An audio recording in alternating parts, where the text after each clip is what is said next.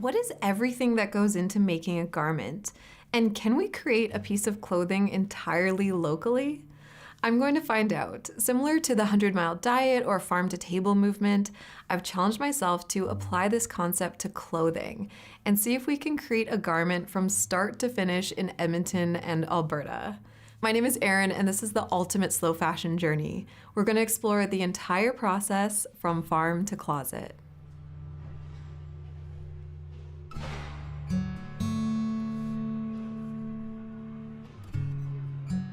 In the last episode, we learned about wool and fiber farming, and now we're going to see how that wool is turned into yarn. Yarn or thread is made by twisting together fibers.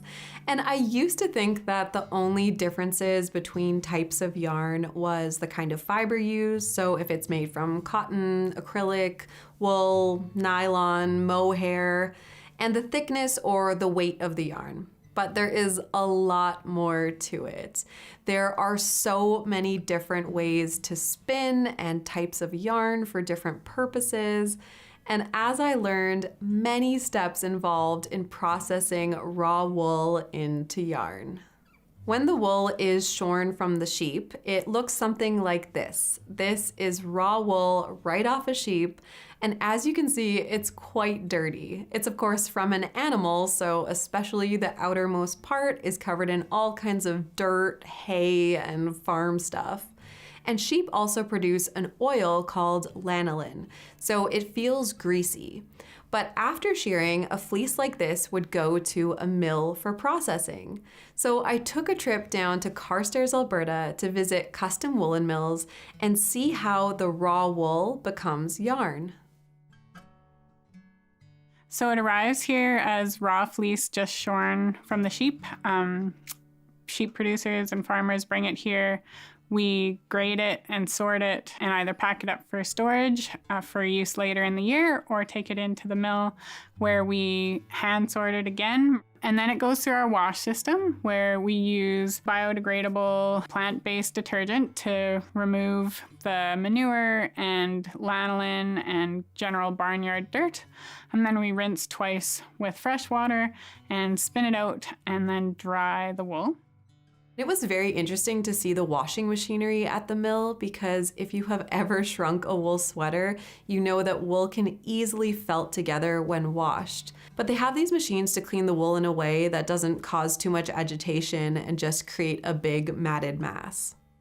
I washed just this small handful of wool to see what it was like and was surprised at just how much dirt and debris came off.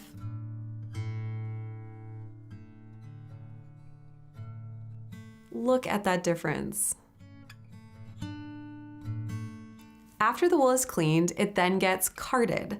Carding is a brushing process which uses wire bristles to organize the fibers so the wool goes from clumps like this through many large drums to this.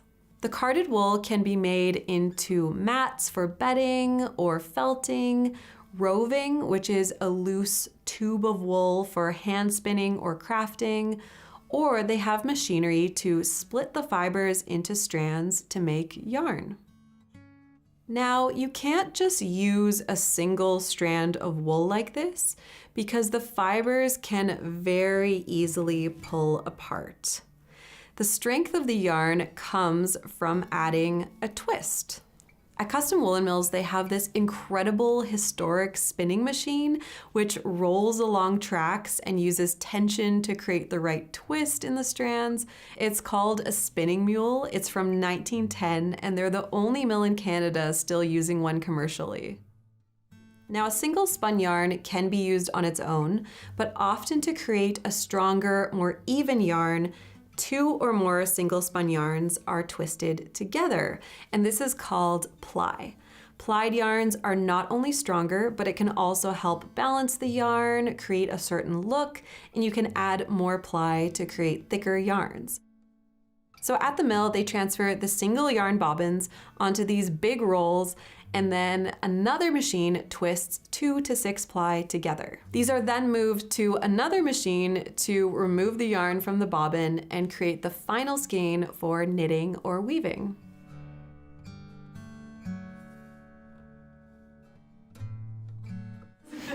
Well, twist is literally what makes yarn, because otherwise you just have a bunch of loose fibers that are hanging around. What happens is with wool, for example, it has scales, so that's what makes it a little grippy and what will make it felt.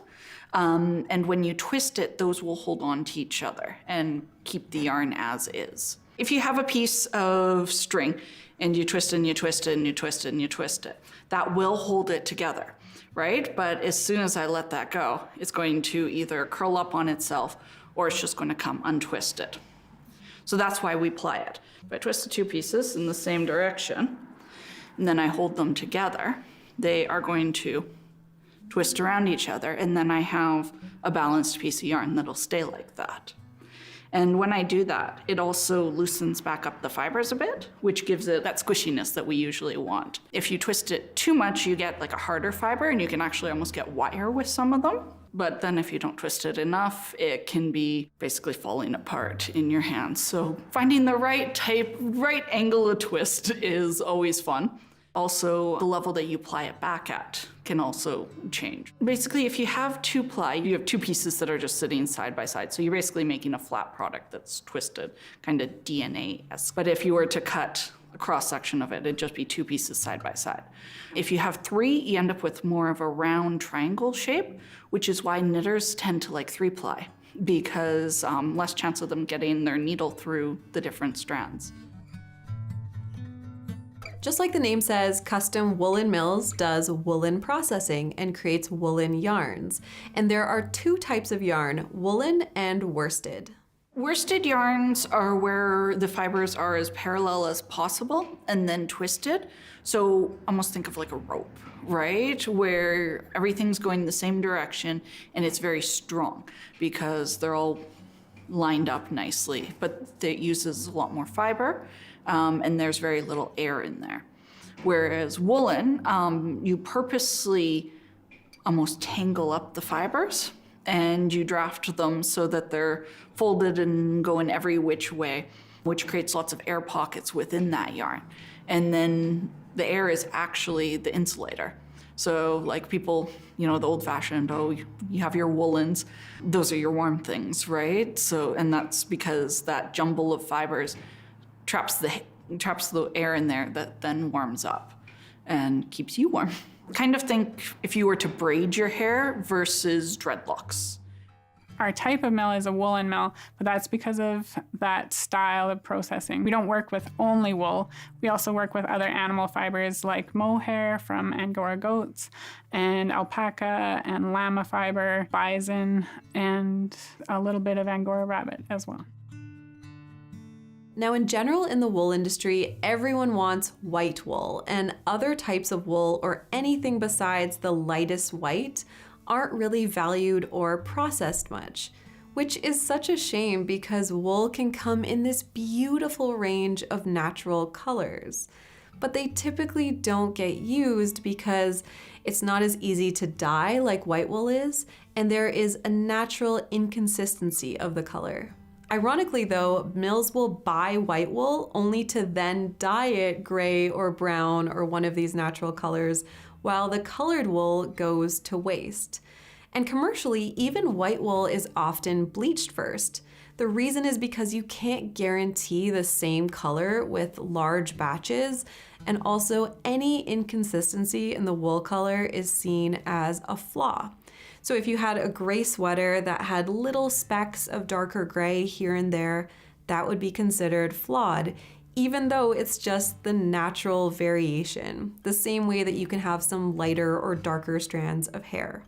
So this is a benefit of local smaller mills like Custom because they will process and create yarn from these natural colors. People often think of sheep as being white, but they come in many different colors. So at our mill, because we're doing small batches, we really like to process natural sheep's grays and blacks and whites and use those colors to complement each other in a natural way, but create interesting patterning.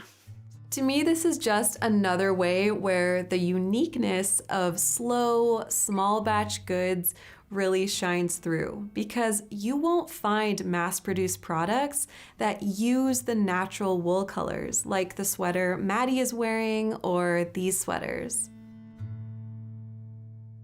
Another thing that makes custom woolen mills in particular special and very interesting to visit is most of their equipment is historical, which they have refurbished and maintained.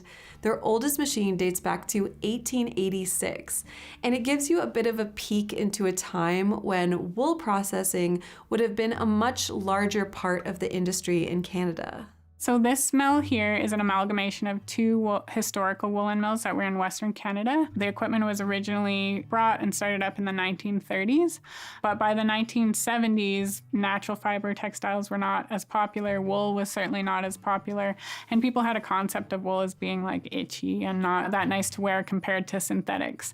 So my parents came across this equipment that was going to be sold for scrap metal, and they purchased it and brought it here and started operating it as a functioning woolen mill. And now today, of course, there's renewed interest in natural fibers. We know that it's better in terms of where your garment ends up at the end of life. It's not going to end up as a microplastic in the ocean. It can degrade and rot and go back to nature with wool or cotton.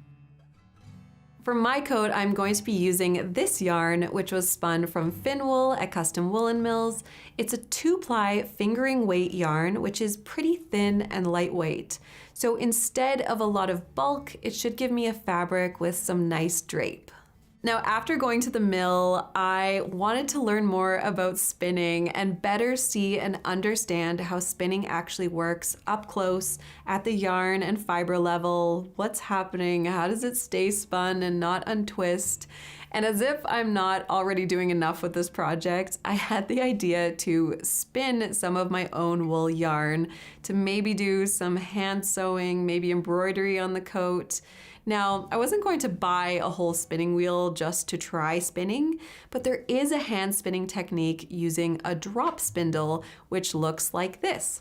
It has a hook on one side, a stick, and this disc, which is called a whirl. This is a bottom whirl drop spindle, but they also have a top whirl. It's basically like a top, and you use it to create the twist in the yarn while slowly adding more and more fiber to create a long piece of yarn. This part, pulling the fibers, is called drafting, and it determines the thickness of the yarn. And it's definitely the most difficult part though, trying to get an even and consistent yarn. This technique is called park and draft. So I build up the twist and then hold it and let it travel up into my pulled fiber. It's an easier, more beginner technique, but people who are really good at using the drop spindle can spin and draft at the same time, and it's really cool to see. Learning to do this has definitely been humbling. It's been a while since I've picked up a brand new activity, and I honestly thought it wouldn't be as tricky as it is, but it definitely takes practice to get nice consistency in your yarn, and I will need a lot more practice before I can get a yarn thin enough to use like an embroidery thread. It's also a very relaxing activity though, and doing something like this makes me think about how much more common it was for people, mostly women, to gather together and do a lot of these textile crafts. It would be a family or community activity, and it makes me kind of sad that we don't really have that as much anymore. But it also doesn't mean that we can't create community around craft. Oh no, see, look at this big chunky part. Now, is it realistic, especially with all of our modern technology, to hand spin yarn and put all of this time and effort into making a single garment? No, like, I don't think so. I don't think I would even have the patience to hand spin enough yarn to make one item of clothing. But it does give you a different perspective and appreciation for textiles, craft skills, and making clothing. And there's a lot of beauty to be found in these slower processes. Although I still need a lot more practice before I can make a beautiful piece of yarn.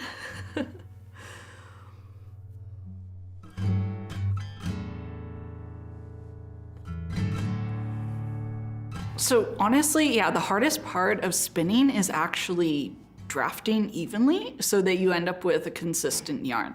And I always tell myself when my spinning doesn't look good that art yarn does sell for a decent price because art yarn is the stuff that's like thick and thin, right? But the problem is getting your drafting zone nice that you're pulling out the exact same amount of hairs each time. Historically, women that could spin fine, even yarn were highly valued for their trade. The reason spinster is a term is because those were the women that actually, in a lot of areas, had legal status, that they didn't have to marry and they were allowed to own property because they were so good at what they did. And then it became an insult, like nobody wants you and you're old. Being able to spin very fine, being able to spin silk, being able to spin the nice wools, those were all very prized.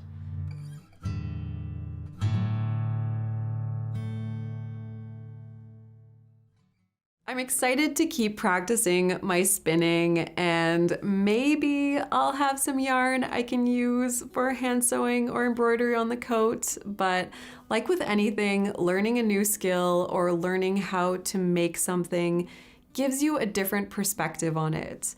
Before this project, spinning was the area I knew the least about. And now I look at yarn and knitwear and fabrics differently. And the more you understand how they're made, it also helps you more easily spot differences between good and poor quality clothing and textiles. So I have a bunch of white yarn to weave the coat fabric from, but if you recall in my design, there are some yellow stripes in it. So the next stage will be to naturally dye some of the yarn.